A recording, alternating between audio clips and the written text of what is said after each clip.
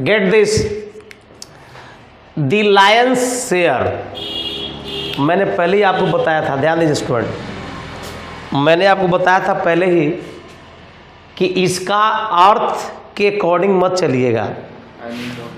कहने का मतलब है कि द लायंस शेयर का मतलब है कि इसके जो बेसिक वर्ड मिलेंगे, जिस शेयर का मतलब एक हिस्सा होता है, एक पार्ट होता है, तो उसे आप टच नहीं कीजिएगा, क्योंकि इसका प्रोसेसली द सेम मीनिंग नहीं आता है। अब इसको आपको अर्थ समझना होगा, you have to quite understand the meaning of the words.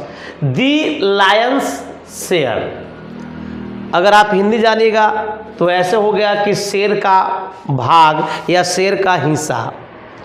तो शेर का हिस्सा, इसका मीनिंग लाने का प्रयास न करेंगे सर, इसका कुछ अर्थ होते हैं, हिडिंग मीनिंग आपको फाइंड आउट करना होगा। तो ध्यान दीजिएगा, दी लायन शेयर का मतलब क्या हुआ, तो यहाँ पर कहता है कि ए पोर्शन ऑफ समथिंग, किसी चीज का भाग। देखो पोर्शन आ गया, ये नहीं होगा, हटाइए, ये नहीं होगा। The largest and the best part of something, chances बन रहा है। और एन इंपॉर्टेंट डिसीजन, यहाँ पर डिसीजन की बात नहीं है, और एन एग्रेसिव स्टेटमेंट, कोई कथन की बात नहीं चल रहा है। स्टूडेंट एक चीज याद रखिएगा कि द लायन शेयर का मतलब होता है कि जो कोई भी डिपार्टमेंट में अगर हो उसका वो हेड काम करे सर। जैसे you can say my father is the lion share of my family, you can say take another example. तो that's I would like to tell you sir, I means my father is the head of my family, my father is a lion share of my family, it means that he the largest part of our my family और best part of my family. तो that's why your answer will B B. पहला क्या हो जाएगा sir, B. Next, spill the beans, चलिए बताइएगा, spill the beans इसका मतलब क्या हुआ। अब यहां पर है कि रेबल a secret, force to leave belongings, share the news और टेक ऑफेंस एट समूस, क्या रूड बिहेवियर है। तो स्टूडेंट सुन लीजिएगा, स्पील द बीन्स, स्पील अपने आप में सर एक वर्ब होता है और द बीन्स एक अपने आप में नाउन होता है। तो ये सर वर्ब से आपको फ्रेज तैयार किया गया है, स्पील। तो स्पील द बीन्स का मतलब होता है रेबेल, किसी चीज को सर प्रकट करना, किसी भी चीज को उजागर कर देना। तो यानी कि sir which is the heading word, you have to rebel. तो that's called sir, your answer will be A. And rebel is secret होगा भाई। रेबेल, रेबेल का मतलब ही होता है to open, you can say to show, to demonstrate, to rebel. तो your rebel is here, so your answer will be A. You have to cross this all. Cook summons goods, किसी के कामों में टांग लड़ा देना सर। किसी कोई प्लान बनाया है, कोई बेचारा काम करने के लिए तैयार हो गया है और वो जाके आप वहां पर जाकर क्या उसको बोलते हो, बीच में उसको इंटरफेयर कर दिया सर। तो यहां पर कहने का मतलब कि कुक समन्स गुड्स का मतलब था किसी दूसरे के प्लान में आप सर टांग लड़ाते हो, उसको बाधा डालते हो, तो उसी को बोलते हैं कुक समवन गुड्स। तो टू असिस्ट अदर्स नहीं, यहां नहीं होगा। हाइपोटाइज अदर्स माइंड, किसी दूसरे को दिमाग को सम्मोहित करना, याद रखिएगा ये नहीं होगा। To spoil other plan, sir यही आ रहा है कि दूसरे को प्लान को बर्बाद करना, यानी ऑप्शन क्या हो जाएगा सर, सी। ये डी इज ऑलरेडी आउट हुआ सर, ठीक है भाई, कोई दिक्कत ना है। अगला है sir disappear into the thin air.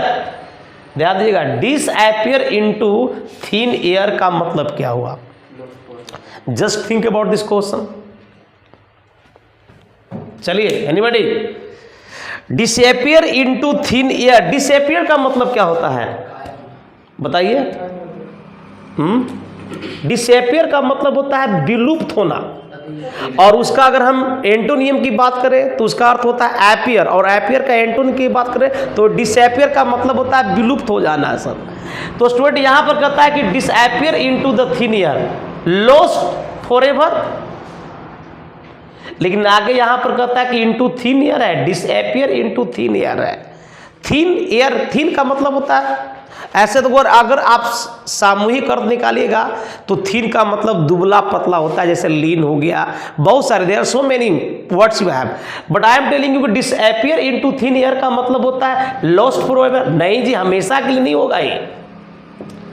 और बिकम फॉरगेटफुल ये नहीं होगा, बिकम अनकेयरिंग ध्यान न देना इसमें भी नहीं होगा सर। इसका हो जाएगा डिसअपियर सडनली, अचानक गायब हो जाना, अचानक खत्म हो जाना।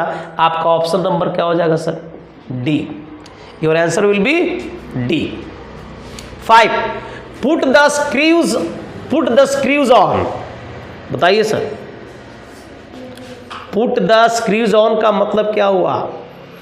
तो पुट द स्क्रूज ऑन का मतलब होता है सर किसी को बल देना, किसी को कोई काम करना चाहता है, somebody wants to do work and you just want to tell him to start the work या to force the work, तो that's why sir your answer will be forcing someone to do what you want। याद रखें sir, ये इसको cross कर दो। sit on the fence, fence का मतलब क्या होता है sir? What is the meaning of fence? Fence है यहाँ पे नाउन है और वर्ब से ये स्टार्ट किया है sir, seat on the fence. बताइए सिट ऑन द फेंस का मतलब क्या हुआ? Avoid meeting someone, waiting patiently, avoid taking sides और heading from the someone.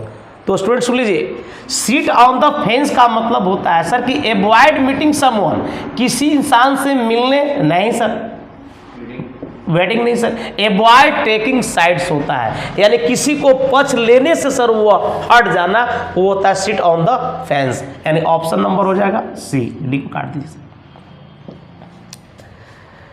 B as a sharp as a tack, याद रखिएगा sir, be as sharp as a tack का मतलब कौन सा व्यक्ति इसमें हुआ? हर ये व्यक्ति ही है, लेकिन कौन सा व्यक्ति होगा? एक कहता है कि टॉकेटिव पर्सन, यानी जो ज्यादा बात करता है उसको बोलोगे। स्वर्ड पर्सन या क्लमसी का मतलब होता है अनाड़ी, सीधा साधा। याद रखिएगा sir, be sharp as a tack का मतलब होता है अ क्लेवर पर्सन, एक चतुर व्यक्ति को बोलते हैं be as sharp as a tag, यानी कि 7 को हो जाएगा D. Next, from pillar to post, post का मतलब क्या हुआ? क्या अपसाइड डाउन होगा, keep moving from one place to another हुआ, या कंस्ट्रक्टिंग ए लार्ज बिल्डिंग होगा, या jumping from the top of the mountain होगा। तो स्टूडेंट सुन लीजिए, फ्रॉम पिलर टू पोस्ट का मतलब होता है एक छोर से दूसरी छोर तक, या एक जगह से दूसरी जगह, यानी आप बोल सकते हो sir in your language you can say about this from here to there, इधर उधर।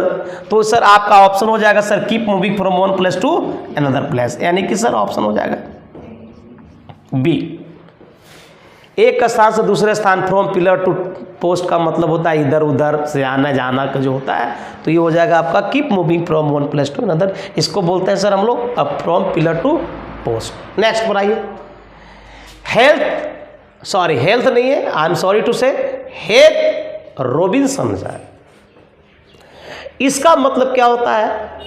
क्या वेरी कॉम्प्लिकेटेड सिस्टम और machine for doing a simple work, या treating everyone as enemy when they are not, और sleeping all day doing nothing, और very lazy person slow in action. बताइए sir क्या होगा? हेथ रॉबिन्सन का मतलब क्या होगा सर? चलिए, वेरी कंप्लीटेड सिस्टम और machine for doing a simple work नहीं। याद रखिए हेथ रॉबिन्सन का मतलब होता है किस नंबर हो जाएगा सर? बी। ठीक है सर। 10th की अगर हम बात करें, be just ever try to talk about as thick as thieves, your answer will be direct what? D, very close friends who are looked upon with the suspicion। Option number हो जाएगा sir D.